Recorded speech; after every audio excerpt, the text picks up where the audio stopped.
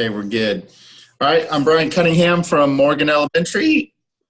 I'm Brad Benz, assistant principal at Morgan.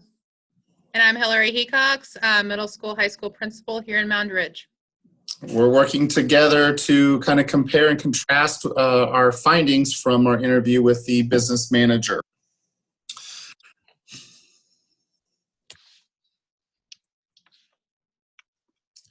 Oh, and I don't know how to go to the next slide.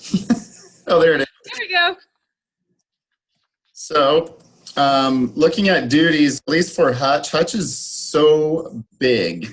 FTE, we're over about 4,000, 4,500 and some.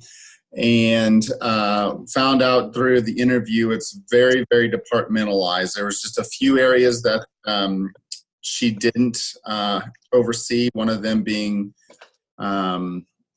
busing and transportation, food service. And then the other one was food service. Everything else pretty much had a dollar sign attached to it. She was involved with it, but involvement really was kind of like the data person to say, hey, we want to hire this new person, and do we have the funds to do this? Can we make it work? And so she figures out the numbers to make it work. That was really kind of the main point. It basically, if it had a dollar sign, she was on it. All right. Well, I interviewed Perry McCabe at Buhler. That's where I was at prior to Mound Ridge.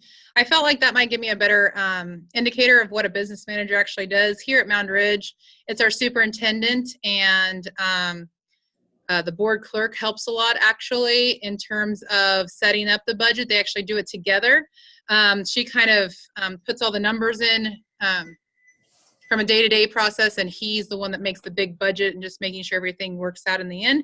So I went ahead and went with Perry McCabe over in Buhler. Their FTE is 2,272.5 as of September 21st. I would say his duties, he said he was over everything in the district. So I agree, if it had anything to do with money, they reported to him. He sets all budgets. He doesn't necessarily tell them how to spend it, but he does tell them how much they get, and they can log in. He uses the Aptus system, APTA, and they can log in to see how much money they have in their different line items. But I think even down to the line items, he kind of has looked at trends through the years of how much money they need. They have to report to him, like if they're thinking of anything different than normal, that would take more or less money from year to year, and then he allocates it as needed. So definitely, has his thumb on all money there in Buhler. Interesting. Did the building sites have any their own budget, or if they need something, they just go through him? He did say that he would like to get the buildings to a building budget where he gave the building a monetary amount. He is not there yet. So he does break down. They have one high school, one middle school, and 3 elementaries. So he did talk about how he gives, it's based on pupils in the building. He gives the high school, I believe, 1.5, the middle school 1.25, and then the elementary is 1 for weighting in terms of weighted of his budget to them.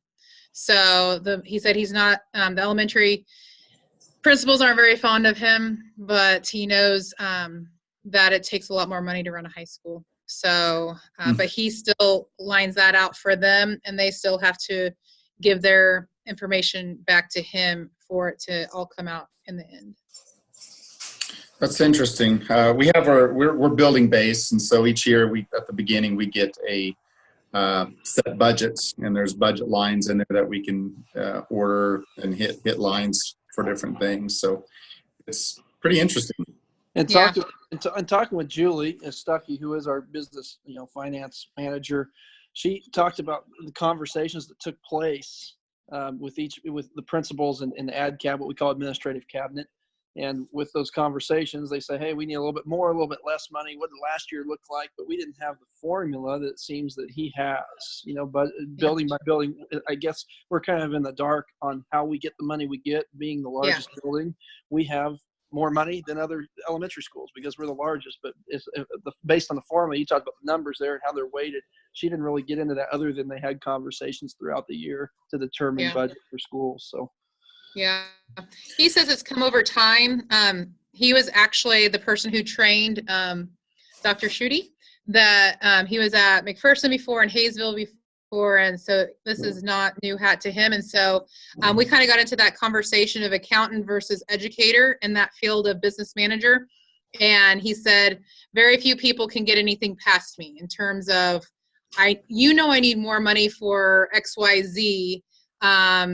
It's definitely black and white to him. He knows what needs more money, what doesn't need more money. He came on to Buhler actually as their bond liaison. In 2013, we passed about a $40 million bond. And instead of having the business manager at the time run the bond, Buhler brought him on. And so then as that ended, that business manager left and he was replaced. So he's just kind of been everywhere, and that's probably not how everyone does it.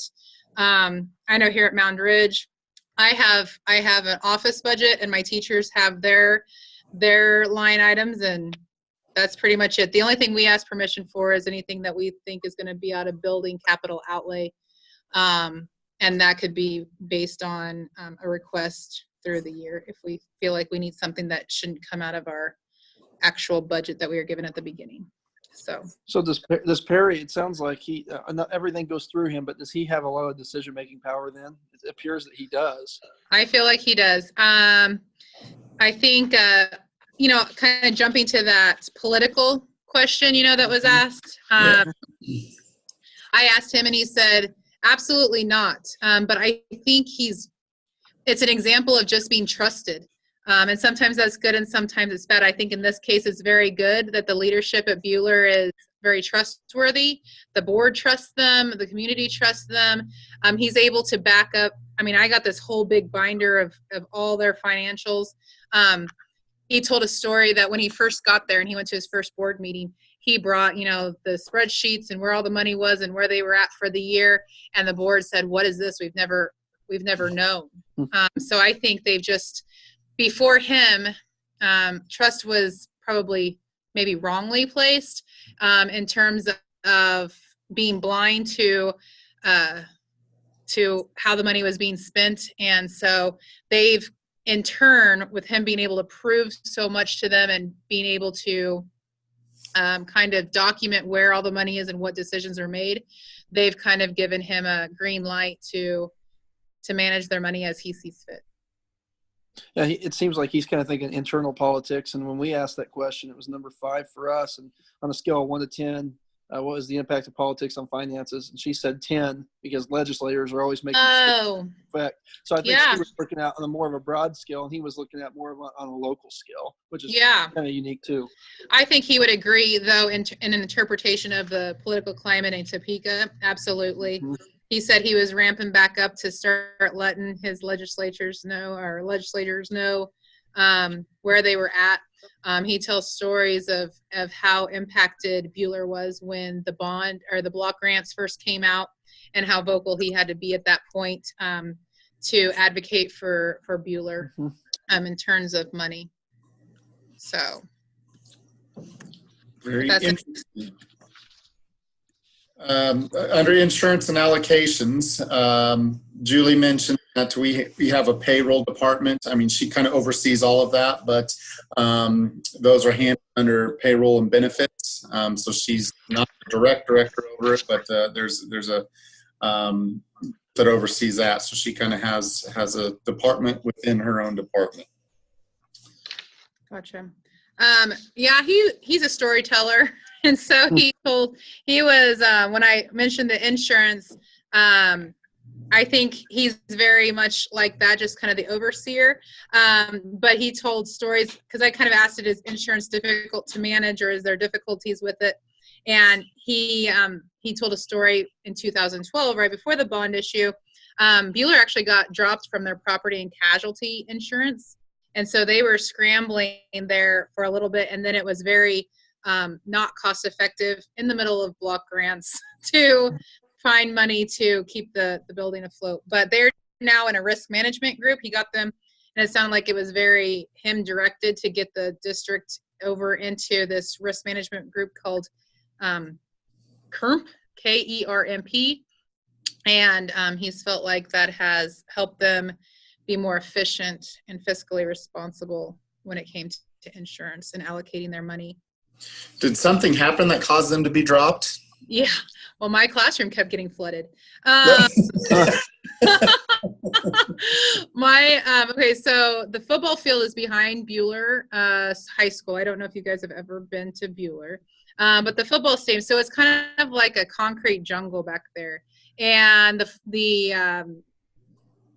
all the drainage systems were so old that new and more stuff was built back there with probably not enough thought given to the drainage patterns that were there originally. And so water there's just this door to the back hall from the football field into the science department.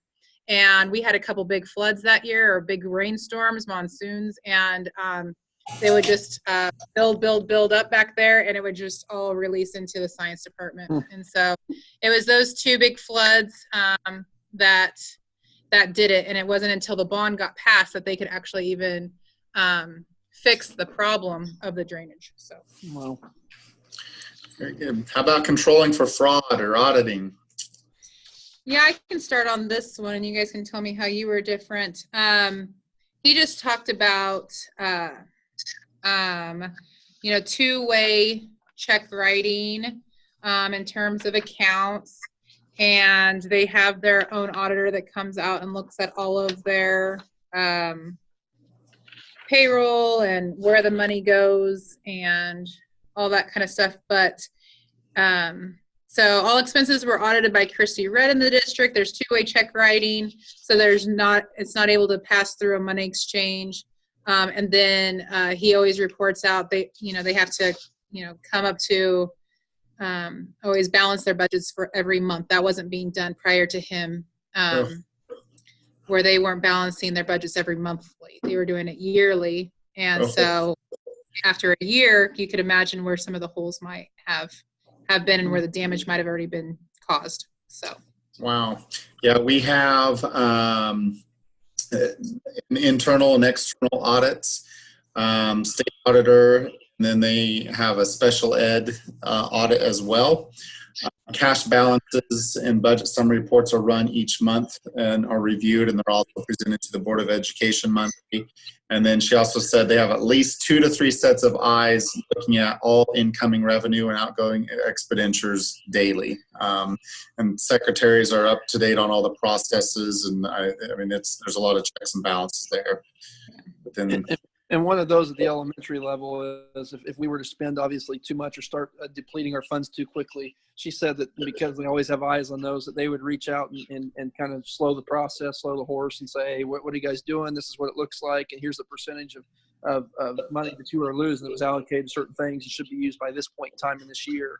And so if you're using it too quickly, you're going to be really upset, or people are going to be upset at the end of the year. So make sure you guys are on level or at the level you should be with the funds at that time. So they not only do a good job district level, but I think building level as well, making sure that we are being responsible. And if we're not, they have conversations. Yeah, I would say if I take it to Mound Ridge, which is away from the interview, but what I'm used to, that's one thing that I wish that they would do. We do, big line items in terms of breaking it out through the year where we're at for the board. But I've thought about myself just taking my line items for my building and kind of seeing where we're at. So, at the end of the year, I'm not trying to find who didn't spend their money to pay off the last few things that I want to get type of thing. So I feel like here that they would never take that job on because they're just making sure that, our capital outlay and all curriculum and all those things are working out. But I feel like I could take that on for my own line items that I oversee here at the high school and the middle school. Sure. So. Other observations or insights that were a surprise or? I did, yes. One surprising thing was I asked him if they had a strategic plan because I had just met with Dr. Berg, and for our practicum, he made it seem like that would be one thing that we could work on. And so I was kind of surprised to see that he didn't feel like Buhler had a strategic plan. He always wants one, but it's one of those things that always gets put on the back burner. So that kind of surprised me. I felt like we just didn't have one because we're small and we don't have time. I figured all big schools had one. So that was surprising to me. Oh, that is surprising. We have a strategic plan. I don't know what the role business manager plays in that. She is part of AdCab, but it would appear, seems like she doesn't have a whole lot of decision-making authority other than just more input. And is that how you saw it, Brad?